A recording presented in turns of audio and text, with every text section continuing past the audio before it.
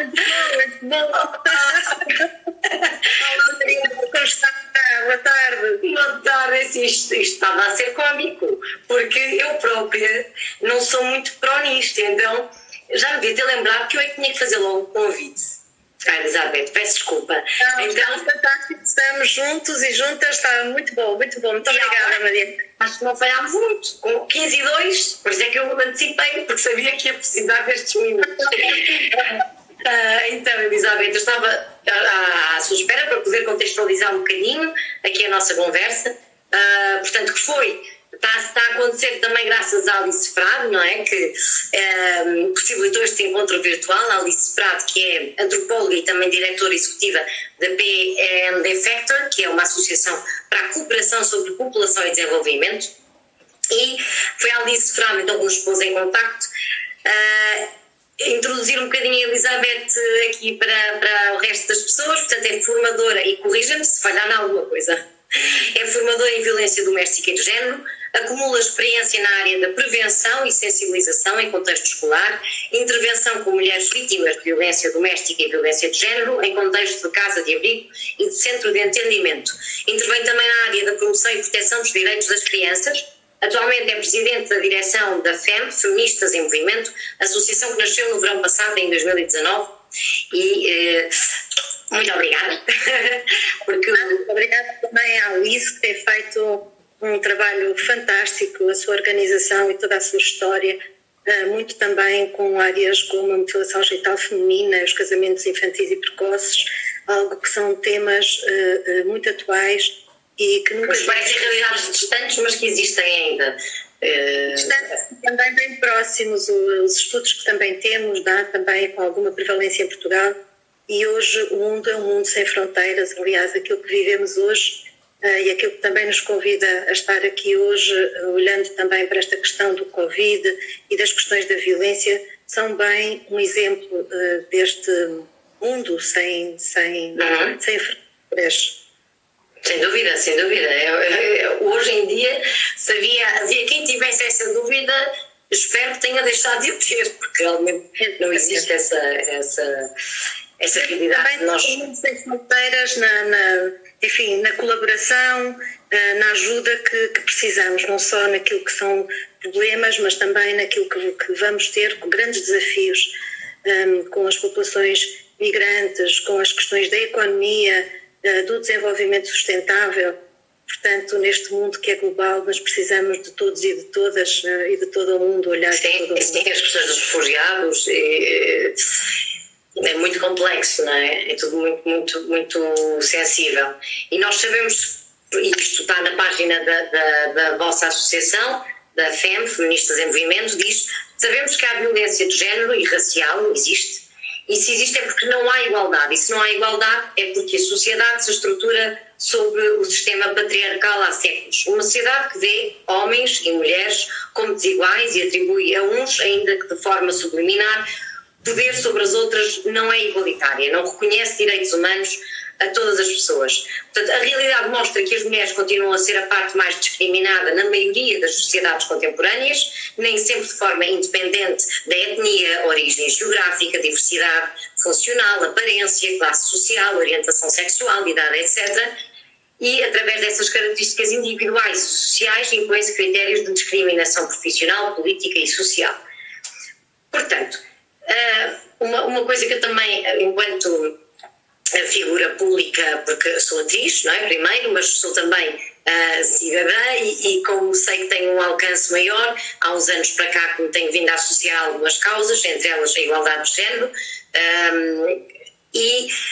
se bem que eu falo mais para meninos e meninas do primeiro ciclo, hoje em dia, como porta-voz para a juventude da Associação Corações com Coroa, já vou a um público um bocadinho mais velho, normalmente ensino básico e secundário, mas neste momento, aqui, estarmos as duas à conversa, era mais pela necessidade de se falar, apesar dos temas estarem interligados, e isso também vamos perceber, porque a violência doméstica ou o namoro não está dissociada da igualdade, neste caso da desigualdade de género que ainda existe.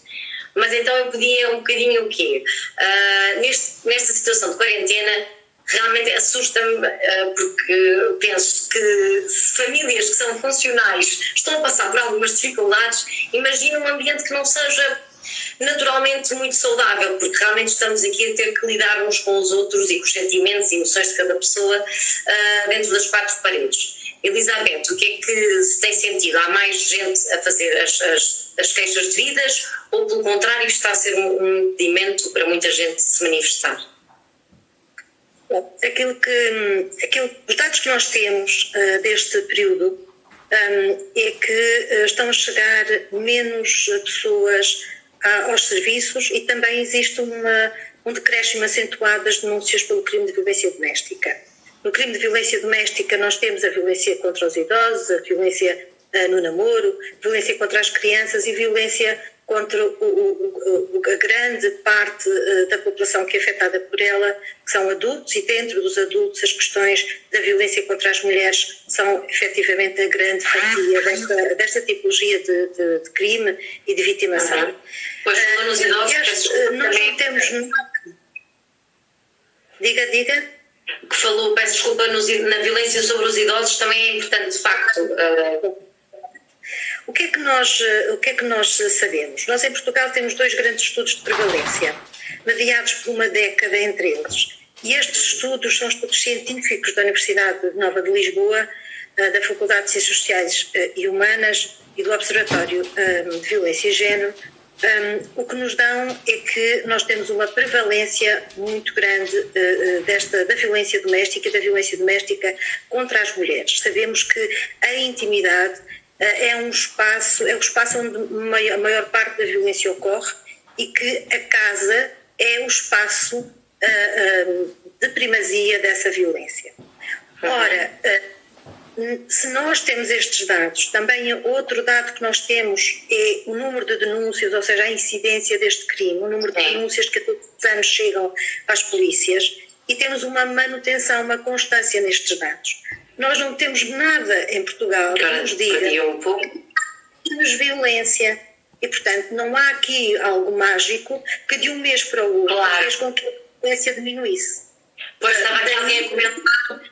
Peço desculpa, Isabel, estava aqui alguém a comentar e parece-me que é acertado que isso é mau sinal, haver decréscimo, porque isso quer dizer que as pessoas se estão a calar mais, não quer dizer que realmente tenha diminuído a violência doméstica. Exatamente. Assim como quanto à incidência, ou seja, aquilo que nos chega às polícias, quando de ano para ano diminui 300, 400 ou aumenta 300, 400, nós não podemos dizer que ela diminuiu ou que ela aumentou, porque aquilo que é a ciência social e humana, os estudos científicos não dão isso.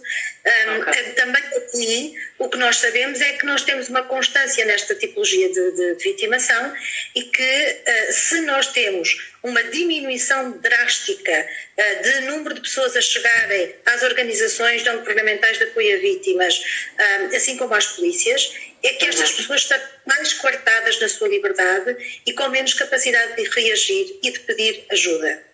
Daí que seja importante tudo o que também se tem feito com o acentuar dos números de apoio, da diversificação de formas das pessoas pedirem ajuda, porque o que sabemos e o que achamos é que as pessoas estão a viver momentos mais dificuldade.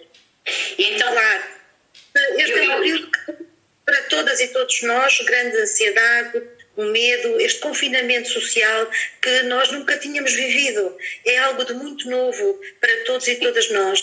E vivemos amedrontadas, ansiosas, enfim, muito preocupadas com os outros e como vamos apoiar. E portanto, aquilo que achamos e que tudo indica é que as vítimas estão com a sua liberdade ainda mais coartada, estão mais cerceadas na sua liberdade.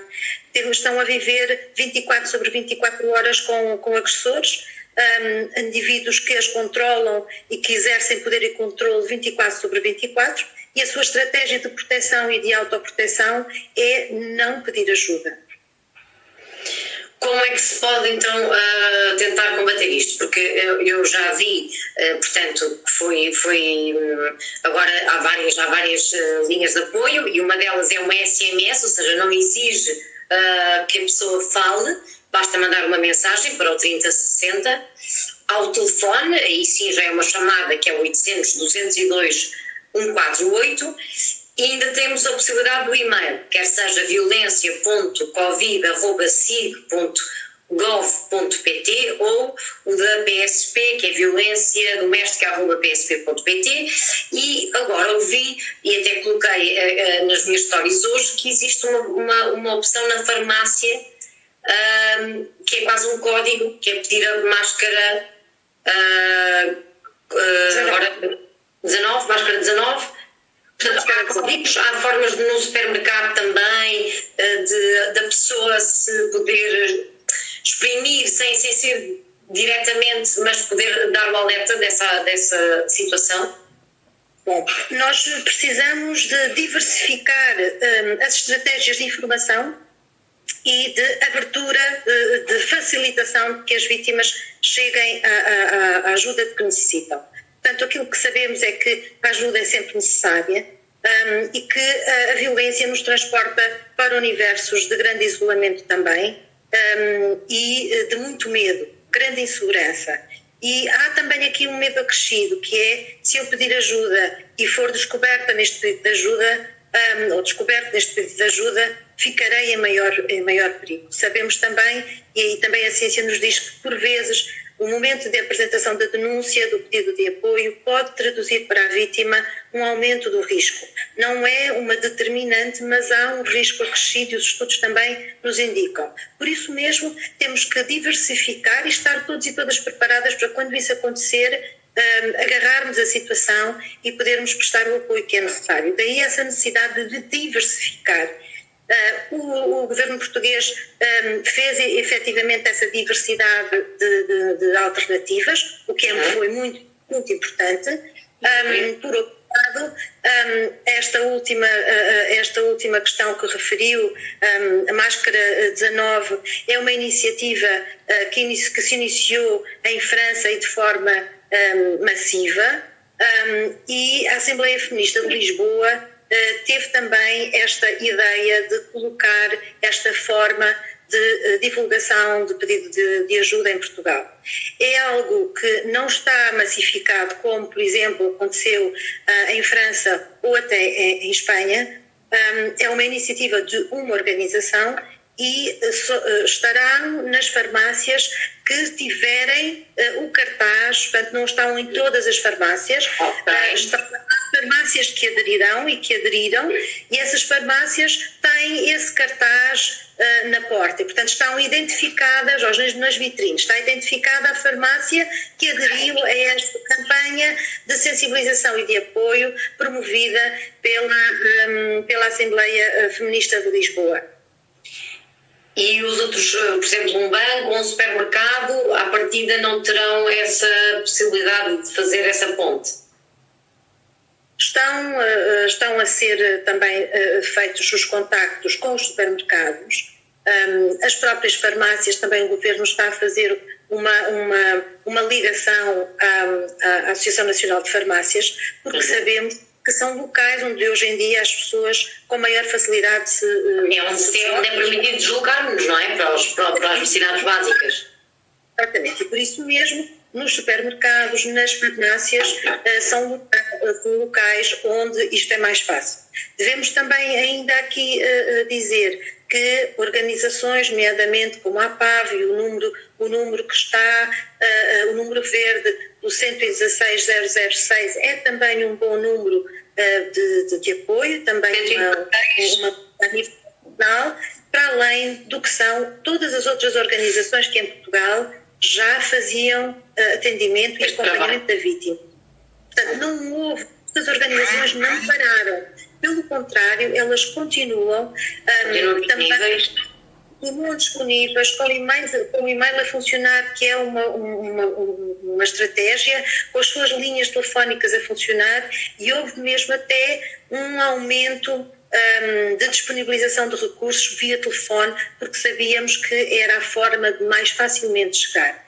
Também devemos informar que no site da SIG, da Comissão para a Cidadania e Igualdade de Género, há um guia de recursos que está online e ele facilita, portanto, quando nós clicamos em guia de recursos para a violência doméstica, e vai nos dar um mapa de Portugal. Nós vamos procurar estrutura de atendimento no distrito em que nós precisamos de apoio e vai-nos elencar todas as estruturas de apoio e lugares que nesse distrito e depois por concelho se encontram mais perto de nós. Portanto, precisamos massificar estes contactos, permitindo e facilitando que pessoas que neste momento nos estão a ouvir ou que saibam de alguém que possa estar... Eu também ia falar.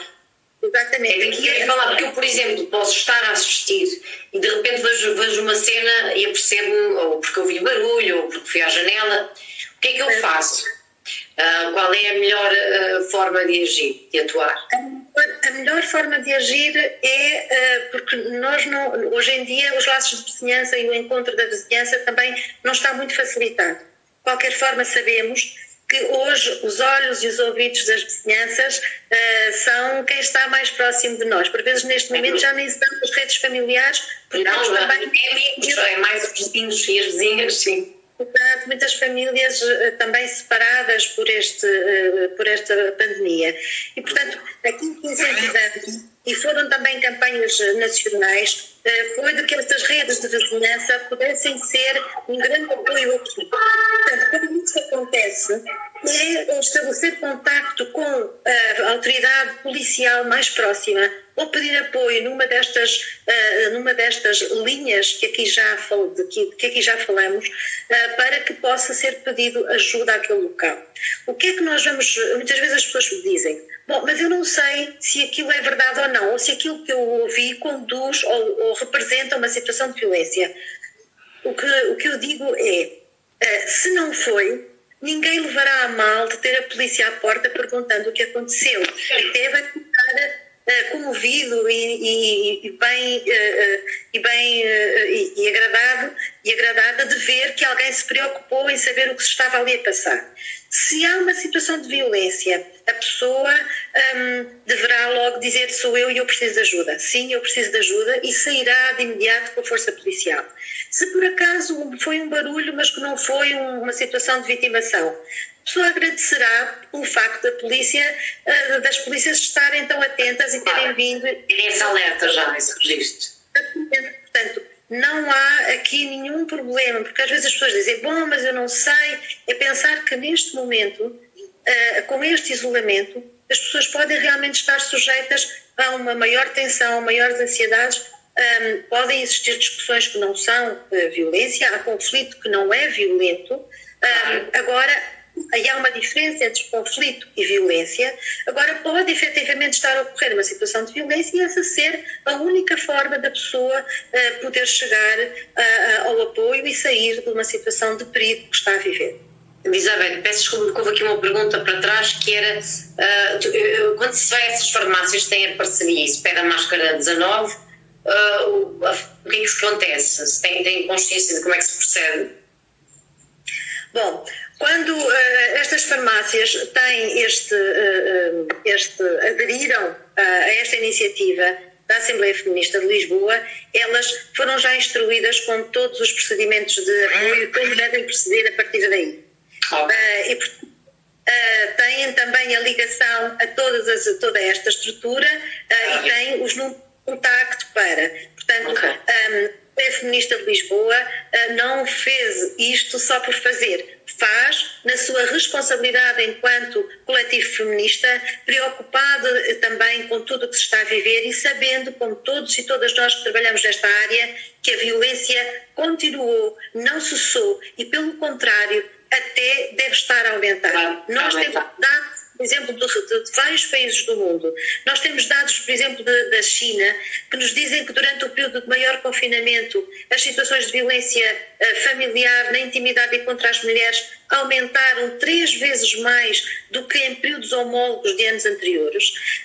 Nós temos, por exemplo, dados de França que nos dizem que as denúncias aumentaram 36% em França, enquanto nós aqui temos uma diminuição. Em França houve até um aumento das denúncias em 36% do que anteriormente.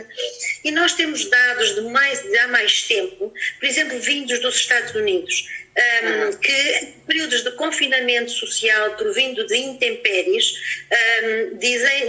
apontam já há vários anos que quando há confinamento social por causa de intempéries, há um aumento também da violência doméstica e contra as mulheres. E, portanto, nós temos dados, todos eles que apontam para um cenário que não é bom, e daí também as organizações que trabalham nestas áreas estejam não só preocupadas no agora, mas também já a prever embate que aí poderá vir. Sabemos que muitas vezes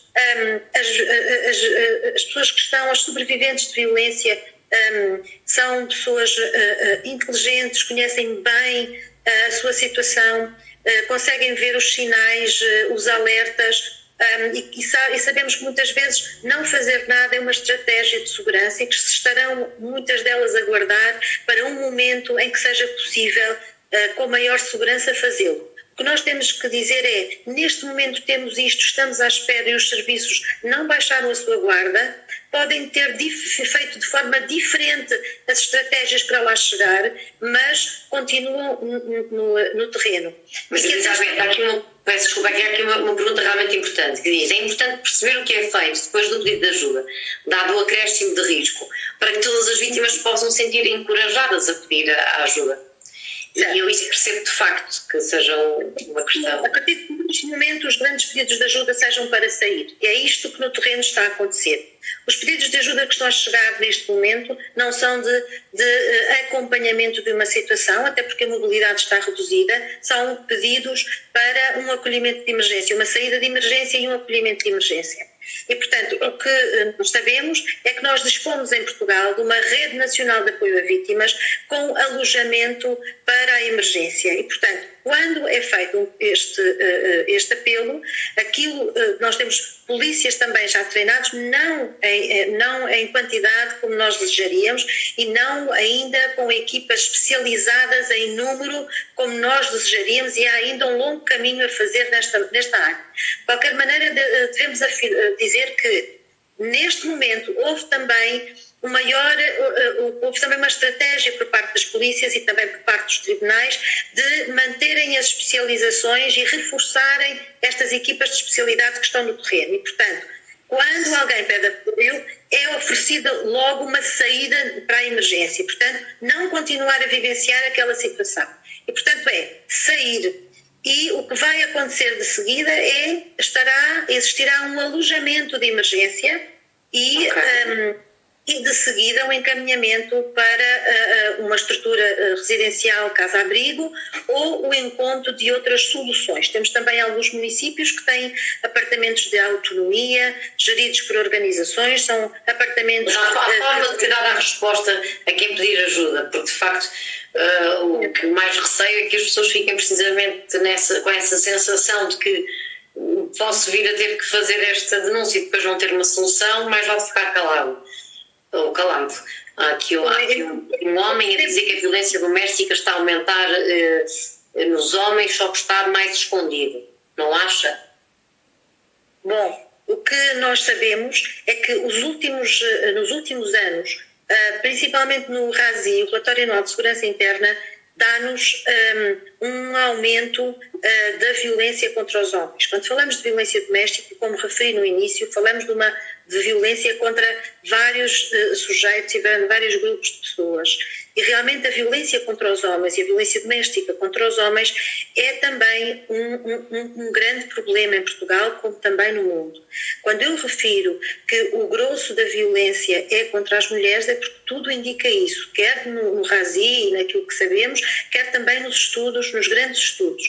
Até porque aquilo que temos na base desta violência é, como logo no início também fundamentou, uma questão de desigualdade de género, muito enraizada na estereotipia de género, em papéis sociais de mulheres e de homens, e que afetam negativamente homens e mulheres. Numa sociedade que vive ainda um patriarcado, um machismo que está instituído e no qual as mulheres são vistas como propriedade de alguém e alguém que é mais facilmente, ou que é mais fácil, magoar, insultar e por aí fora. Durante muitos anos e ainda hoje em Portugal, as mulheres são tidas como seres menores e muitas vezes nas relações isto acontece e a violência é uma forma da manifestação desta desigualdade de género que gera discriminação e que a violência é uma face visível. Agora, a violência contra os homens é também um problema muito grave, tão grave quanto o outro. É um problema muito grave e nós temos, efetivamente, mais homens a denunciar a violência que contra eles é praticada nas relações de intimidade e ainda bem. Sabemos também que nesta estereotipia de género, aos homens tem sido exigido, nesta estereotipia, que eles são fortes, que eles lideram, que eles isto, que eles aquilo. Lá vem o discurso com base. Que também faz com que eles se envergonhem e sintam uma humilhação até maior quando são vítimas de violência. No fundo, eles não correspondem ao estereótipo de uma masculinidade, que é uma masculinidade hegemónica. Não há uma única forma de ser homem e não há uma única forma de ser mulher. E, portanto, há várias masculinidades, várias feminilidades. E nós, aquilo que defendemos é que nós devemos ser quem somos, em liberdade. Portanto, um homem que esteja a ser vítima desta violência e também de violência doméstica deve exatamente fazer o mesmo. E todas estas linhas, todos estes apoios não se destinam só a mulheres vítimas de violência, destinam-se a vítimas de violência, quer sejam homens, mulheres, qual for a sua identidade de género, não interessa. Exatamente, não interessa, é para toda a gente. Quando nós muitas vezes vamos sublinhar e enfatizar a questão das mulheres que são vítimas de violência, é porque efetivamente elas representam a maior parte das vítimas. Isso não faz dizer que não tenhamos outra tipologia de vítimas e temos, e todas merecem o mesmo tipo de apoio, o mesmo tipo de recurso e que todos e todas lutemos para sermos livres de violência. Há aqui uma pessoa, peço desculpa, Elizabeth, que diz um comentário também que acho que é importante, que é relembrar sempre que violência não é só física. É verdade. Não, exatamente. Nós, a violência em muitas sociedades e também na sociedade portuguesa esteve naturalizada. Ela, aliás, foi legalizada. E ela esteve naturalizada. E essa naturalização fez com que ela fosse invisível.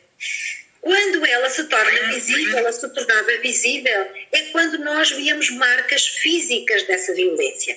Durante muito tempo achou-se normal que insultar alguém, humilhar alguém, fazia parte de um código de conjugalidade ou de relação nas conjugalidades, não é? Não, nas intimidades, nas conjugalidades. E portanto, muitas vezes me deparei com mulheres dizendo que eu não sou vítima, ele a mim nunca me bateu, não é? Porque era preciso o bater para que a pessoa entendesse que era... Em relações de namoro isso acontece. Exatamente. Mas nós o que sabemos é que a violência se manifesta de diversas formas, de diversas tipologias. E o nosso Código Penal, inclusivamente, enquadra essas diversas tipologias, ainda não enquadra a violência económica, que é, aliás, algo que vai ter que ser alterado, mas enquadra já a violência psicológica. E o que nós também sabemos é que o impacto da violência económica, da violência psicológica, é tão brutal ou até às vezes maior do que a violência física. Ainda que toda a violência física seja também uma forma de violência psicológica, claro. Tem um impacto em termos da violência psicológica. Uma fica mais invisível do que a outra, porque de facto... Sim, e depois tem outra questão, é que eu acho que aqui a questão judicial também tem ajudado a manter esta questão da invisibilidade da violência psicológica. É que como nós... não basta ser crime, não basta nós dizermos que foi cometido contra nós um crime, nós temos que comprovar que foi contra nós praticado um crime. E nós, em Portugal, temos vários, apesar de termos tido várias tipologias de prova, primoramos muito por esta prova que possa ser documentada ou prova pericial, para além que a pessoa que passa por isso e as outras que também veem esta pessoa passar por isso, o que dizem é então não vale a pena. Então não vale a pena, porque eu passo por tudo isto e no fim eu não vejo que o próprio sistema reconheça aquilo por que eu passei e esta vitimação. Portanto, nós temos que dar sinais claros, o sistema tem que dar sinais claros de que toda a tipologia de violência é inconcebível, inaceitável e que a violência física é muito grave, mas que a violência psicológica impacta de forma brutal. Aliás, quem está no terreno e está em atendimento e acompanhamento, houve muitas vezes a me dizerem antes eu levasse uma bofetada do que me chamassem isto, ou que me humilhassem desta maneira, ou que dissessem que eu não presto, que eu sou isto, sou aquilo.